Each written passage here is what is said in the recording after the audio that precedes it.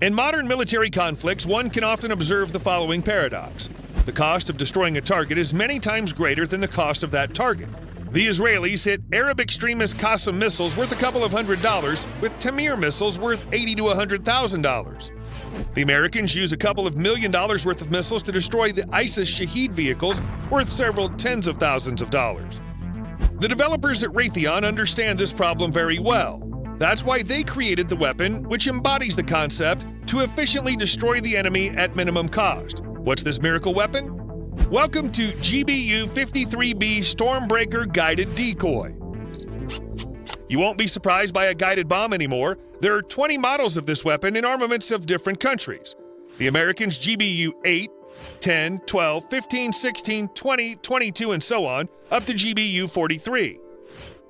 These are Russian KAB-500, KAB-1500, and PBK-500U drill. This is the German HS-293, 294, and 295. The French developed the BLG-1000 Irkol, and the Israelis Griffin, Guillotine, Lizard, Ophir, and Wizard. And the list goes on and on. But Raytheon managed to make a guided bomb GBU-53B Stormbreaker. Until 2018, the name Small Diameter Bomb 2 was used, which surprised everyone. First of all, the range of munition was an unprecedented 110 kilometers for a stationary target. And here, the word unprecedented is not a beautiful epithet, but an exact designation of this breakthrough. For example, their newest bomb, PBK-500U drill, touted by the Russians, has a range of only 30 kilometers. It's often written that the guided gliding bomb allows the aircraft to avoid entering the zone of enemy air defense. You drop the bomb, and it enters the danger zone and hits the target.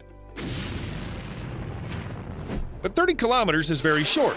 Such a range will only save from short-range air defense, such as FIM-92 Stinger man-portable air defense systems. But for example, even the obsolete MIM-104A standard surface-to-air missile of the Patriot surface-to-air missile system had a range of 70 kilometers. And the range of the MIM-104C PAC-2 that's in service now is already 160 kilometers. But a range of 110 kilometers is a fundamentally different characteristic. For example, the famous Russian anti-aircraft missile system S-400 has a range of 400 kilometers. But at what range will it be able to detect American stealth aircraft? For example, the F-35. This is a big question. Several experts call the figure no further than 100 kilometers. That is, the F-35 can work against Russian air defenses without entering the range of its defeat. And now, secondly, you've probably noticed that we've said the range of 110 kilometers is for stationary targets. So you mean that the GBU-53B bomb can also be used against mobile targets? That's correct. The ammunition can hit moving tanks and other military targets at ranges of up to 70 kilometers. And it's the world's first guided bomb that can do this. So how did Raytheon's designers manage to achieve such impressive specifications?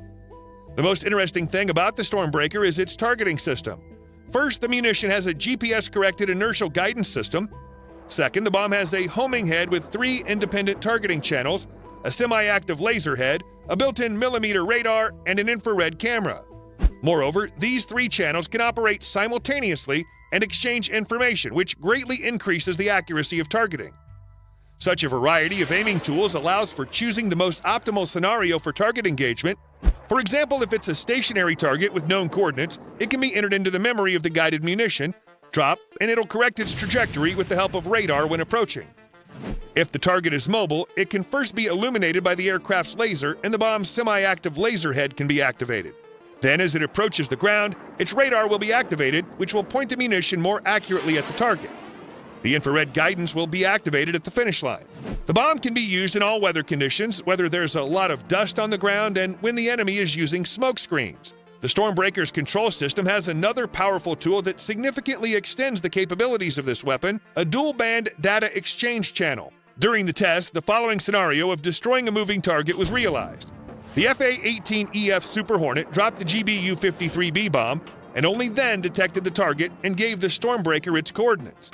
The target was eventually destroyed. The data link allows for redirection of the munition as well as network-centric control.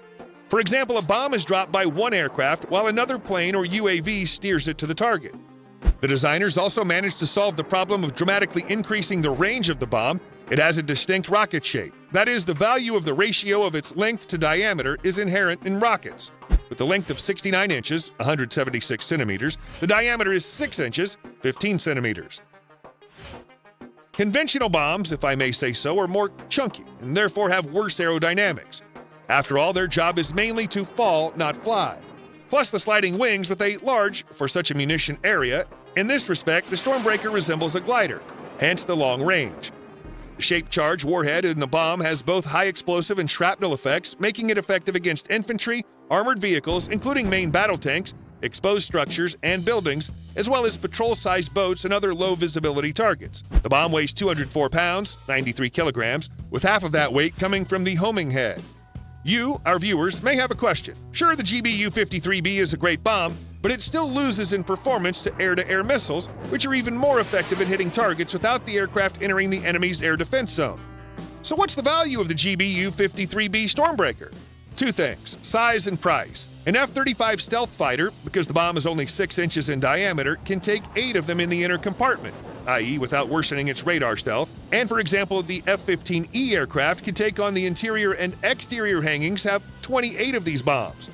The maximum close to the characteristics of the guided bomb GBU-38, weighing 229 kilograms, has a diameter of 27 centimeters, which is almost twice as much, a maximum range of only 16 kilometers, and can't destroy moving targets.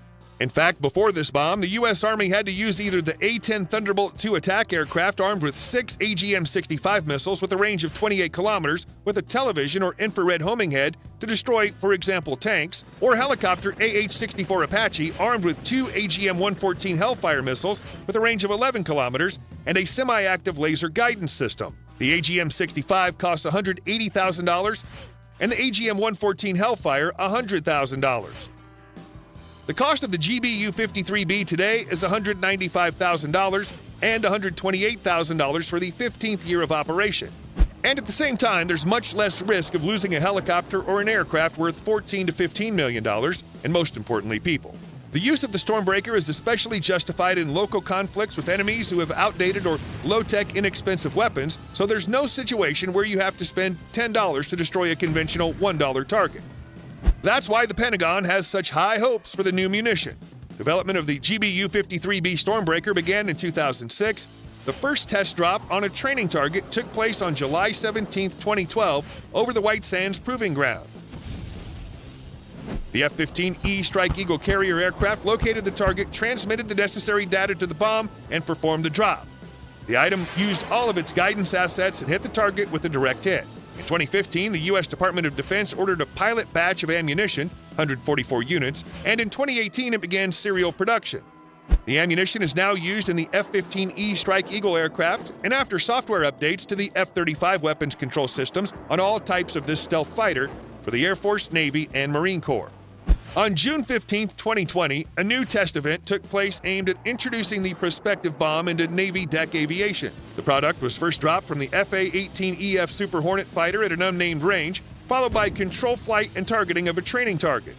According to current plans, the FA-18EF will become the second-in-line carrier of the advanced bomb in the U.S. Armed Forces, and so far the only one in the Navy.